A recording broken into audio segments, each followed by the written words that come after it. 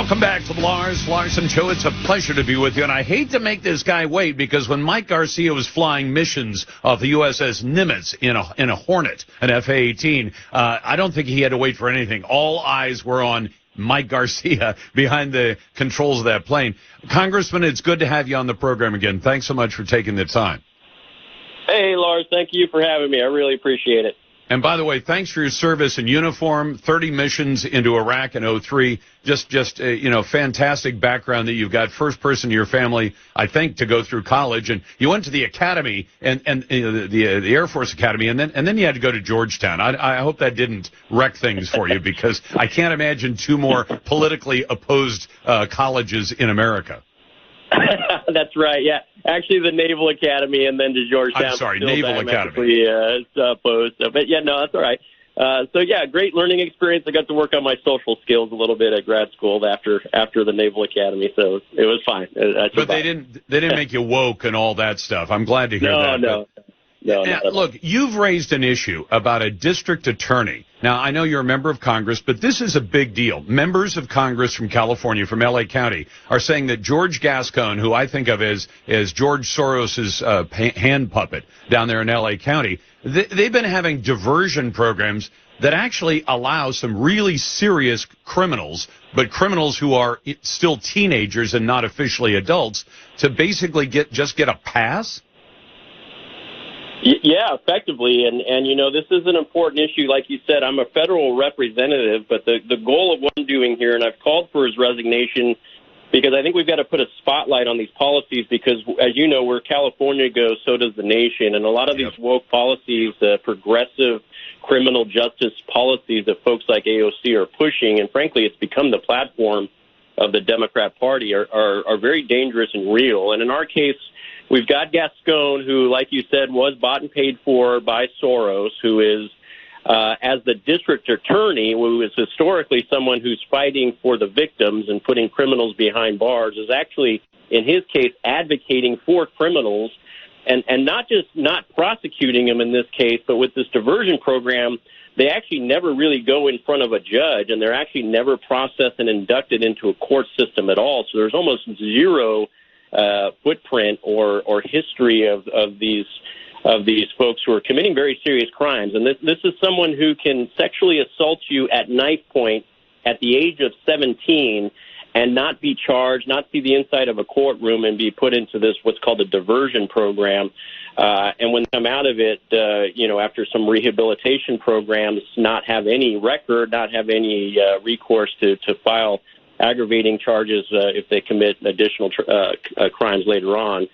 So this is a free pass, and this is on the heels of Gascon effectively allowing for things like $0 bail, early release, the downgrading of felonies into misdemeanors and misdemeanors into slaps on the wrist. And it's a very dangerous policy that he drove San Francisco into the ground with, and now he's doing it in L.A. County. And he's behaving like the Penguin from Gotham City more than he is a district attorney in a United States city.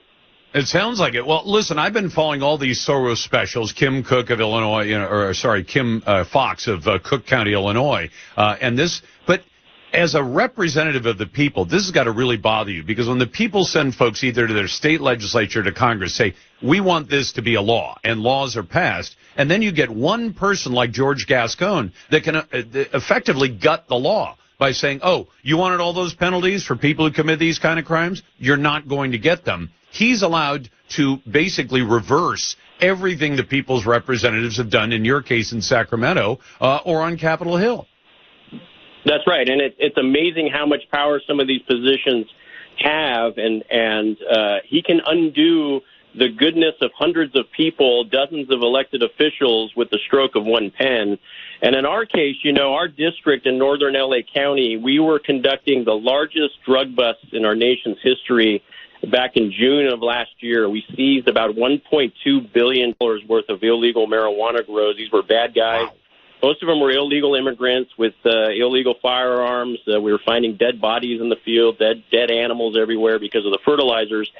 And I was partnering in our case with a sheriff, L.A. County Sheriff Villanueva, who's a Democrat. So it was a bipartisan operation. And after we spent millions of dollars and hundreds of man hours. Gascon just didn't charge any of these guys. These guys were let out. A good majority of them were illegal immigrants, not charged, not held accountable for anything, and they're back on the streets with at most a slap on the wrist. So this is something that frankly is pissing off most Americans, regardless of party affiliation. They just want to know that when they call 911, that the police are going to show up. When folks commit crimes, they're going to be charged, they're going to be held accountable, and they're going to be put behind bars for an appropriate amount of time. And none of those things are happening right now in L.A. County, and it's because of Gascon. It's because of one individual human being who's got an allegiance to someone like Soros, who's a dystopian fundraiser, rather than law and order. And this is why this needs to go. I'm talking to Navy veteran Congressman Mike Garcia, who represents California's 25th district. And you know, one of the issues you bring up is the use of illegal aliens. Now, I don't want the illegal aliens to be in our country. I want them to go home and come in legally the way we do for a million people every year. But in my neck of the woods, the grows, and some of them are massive. They just busted one that was $500 million worth of pot. And they found hundreds of people who are effectively slaves. They weren't allowed to leave. These weren't workers who were being paid wages. They were illegals brought in and told, you're going to work and you're going to live in horrible conditions and everything else. To the extent that you're employing human slavery, I have some sympathy for those people. And yet this kind of, allowing this kind of activity go on without any prosecution just means we're going to get more human trafficking. You would think your Democrat, friends on the other side of the aisle would say, oh, we're with you with that, Mike. We don't want human trafficking either. And yet I don't hear any hue and cry about it. Yeah, I mean, the reality and the irony of all of this is that the most inhumane thing we can be doing right now is opening our borders like we are and subjecting these human beings who want to come to the United States. I can't blame them, but they've got to do it legally. And they're actually being subjected to the cartels and living conditions that are, frankly, the most inhumane conditions that we can wish upon anyone. And the far left and those who are pushing for open borders like they are, as well as not, prosecuting the folks who are here illegally, are actually enabling this and promoting it. And I gave a speech on the floor a couple months ago where I said, look, if you're really supporting DACA and if you really are looking out for the interests of the dreamers, then secure the border so that we can actually have those conversations when it makes sense. No one in their right mind should be talking about these things while the borders are wide open. It's like mopping up the water on the floor when there's a busted pipe just flowing, hundreds of gallons of water per minute. You got to fix the leaking pipe and then look at cleaning up the mess behind it, and that's the opposite of what the progressives are trying to do right now. Congressman, while we've got 1 minute left, I want to know, Joe Biden made this push to Georgia yesterday. They want to bust the filibuster. I know that's in the other chamber, and I know you're in the minority in the House chamber, but are they going to manage to push through this federal takeover of elections? I don't think they're going to be able to pull it off. Look, this is a continuation of them changing the rules because it benefits them. They're trying to pack the courts. They're trying to end the filibuster. They're trying to ramrod spending bills and legislation through the House without actually having anything go through the committees. They're allowing for proxy votes. They're trying to pass H.R. 1. They're literally doing everything they can, and to include having Washington, D.C. become a state, which is unconstitutional as well. This is them trying to preserve their power. This is the last gasp of a dying breed of folks who realize they overplayed their cards. They're not popular with the American people. And comments that Biden made yesterday were just absolutely absurd. And to be honest, the woes of slavery in the history of our nation and the Confederacy were attributed to the Democrat Party. The Democrat Party were the ones pushing back against the Civil Rights Act in the 60s. So this has got their problems on it as much as anyone else's, but it's them seeking to divert attention away from our crises and start talking about a problem that frankly doesn't exist.